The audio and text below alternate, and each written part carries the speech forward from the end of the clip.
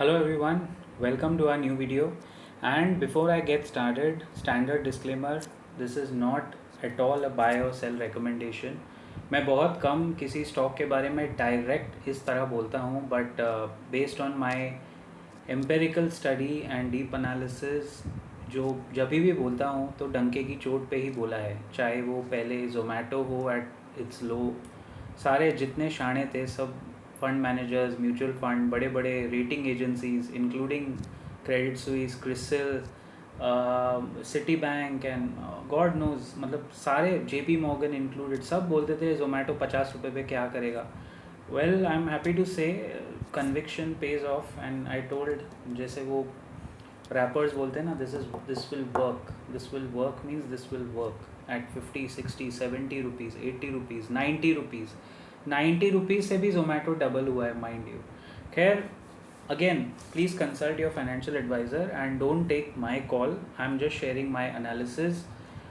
मुझे लगता है नो रिकमेंडेशन. ओके, स्टॉक का नाम है AU स्मॉल फाइनेंस बैंक. मैंने आज ही इसके ऊपर काफ़ी क्योंकि बहुत गिर रहा था और आप लोग के बहुत कमेंट्स आ रहे थे, so I have just finished one very deep empirical study on this. So company ने बीच में एक बार, ये हमारे फेवरेट्स में है तो मेरे लिस्ट ऑफ ट्रैकिंग में रहती है, कंपनी ने बीच में समवेयर अराउंड 1-1.5 साल पहले स्प्लिट भी हुआ है स्टॉक, तो काफ़ी शेयर्स भी बढ़ के मिले हैं जो लॉन्ग टर्म शेयर होल्डर्स हैं. बट इसका फेस वैल्यू अभी 10 रुपीज़ है, ROE 15% है. If I look at the P ratio तो अर्निंग्स काफ़ी बढ़ गई है और प्राइस काफ़ी नीचे गिरा है. जब इस स्टॉक में ये हुआ है कि कॉन्स्टेंटली, अगर मैं जनवरी 2020 इनफैक्ट नवंबर 2019 से देखूं तो पिछले 4-5 साल में, इन the last 4-5 years, the earnings have gone up consistently. मेरे सामने वो चार्ट है और प्राइस ज़्यादा कहीं घूमा नहीं है. So this is a clear case of adjustment of the P. 23 का प्राइस टू अर्निंग रेशियो है, which is to me in this sector extremely mouth watering. 37,000 crore की पूरी कंपनी है. सो टेक्निकली आप इसको मिड कैप, लार्ज कैप, जहाँ आपका वो मेंटल ब्लॉक हो वहाँ डाल सकते हो. मेरे लिए तो ये लार्ज कैप ही है. 560, 570 पे आके सपोर्ट लेने की कोशिश कर रहा है. 550, 548 पे 52 वीक लो है इसका. एक दिक्कत है कि promoter holding in the last 3 years has decrease by 3.5%. But Sanjay Agarwal जो प्रमोटर हैं, उन्हीं ने आई एम श्योर FIS को अपना स्टेक बेचा होगा, because the company actually did phenomenally well since 2016. लेकिन 3 साल से स्टॉक कहीं नहीं गया. 600, 550, बीच में 800 जाके वापस 550 पे गिर रहा है. तो एक ट्रेडिंग स्टॉक बन के रह गया. अब जो मैं देखता हूँ इसका annual net profit, if I see last 5 years, so let's take it step by step. March 2020 675 crore net profit annual. Then March 2021 almost double, 1171 crore.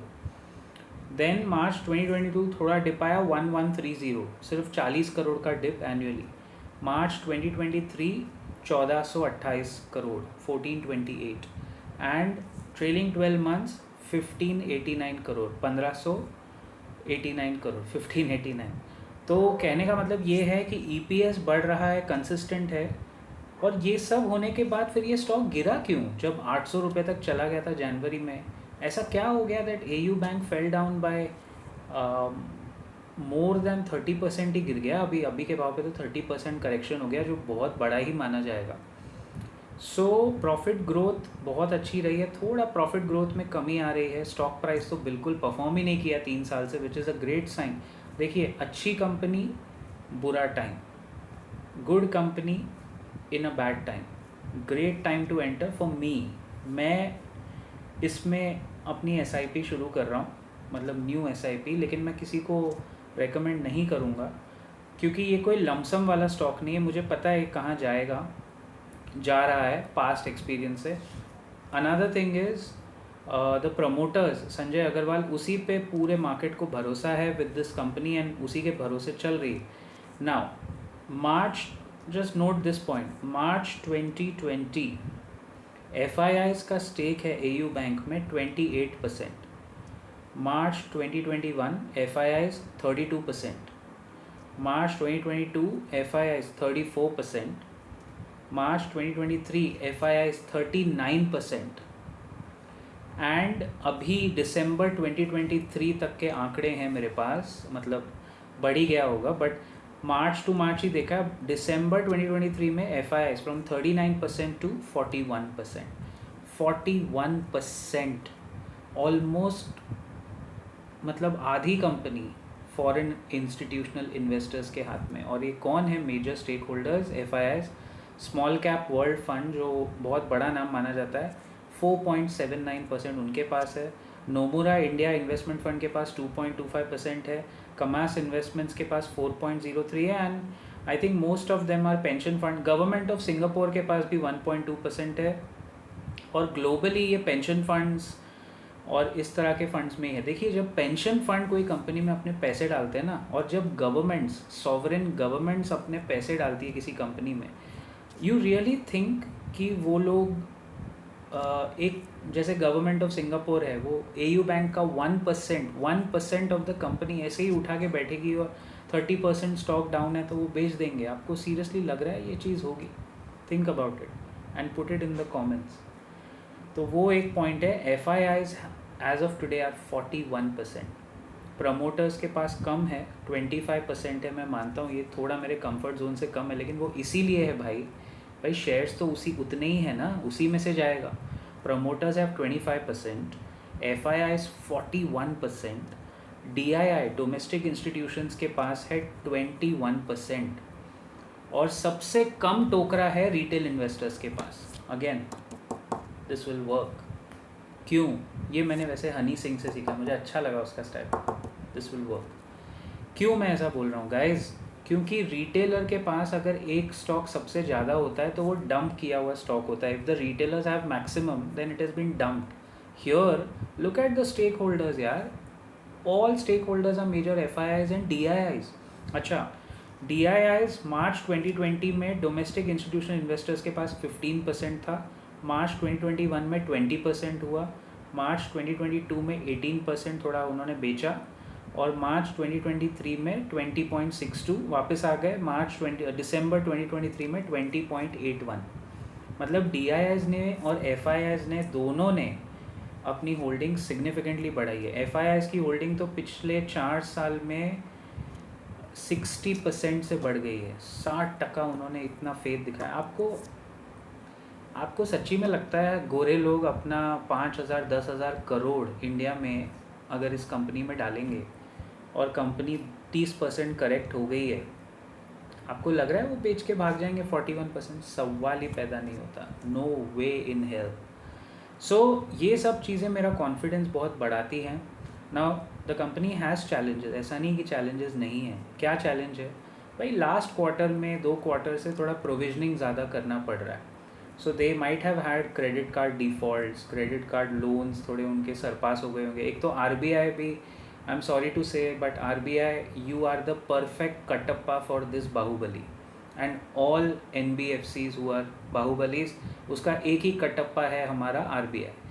इतने रूल बदल के अगर मैं संजय अग्रवाल की जगह होता, मेरा तो शायद मन ही उड़ जाता कि ये बिज़नेस बंद करो, घर जाओ, बेच दो कंपनी। बट फाउंडर्स लगे हुए हैं, I mean they have skin in the game, they can't just sell and run away, right? हम तो इन्वेस्टर हैं, हमको तो 10 रुपये की चीज़ 6 रुपये में मिल रही है, वो समझ में आता है। So I am making a bold statement and again this is not a recommendation, लेकिन SIP करने लायक कैटेगरी में ये स्टॉक तो है, यू कांट डिनाई। बेस्ट पैसा जो AU बैंक में कमाएगा ना, वो SIP में कमाएगा। एट 560 561 मेरे को लगता है this stock will turn 4 figures, यानी 1,000 रुपये तक ये कम से कम जाएगा इन द नेक्स्ट 1.5 years, यानी अगले 18 महीने में। आप मान के चलिए दिवाली 2025 या उसके पहले ये आपको 1,000 रुपये तक दिखने की पूरी क्षमता रखता है।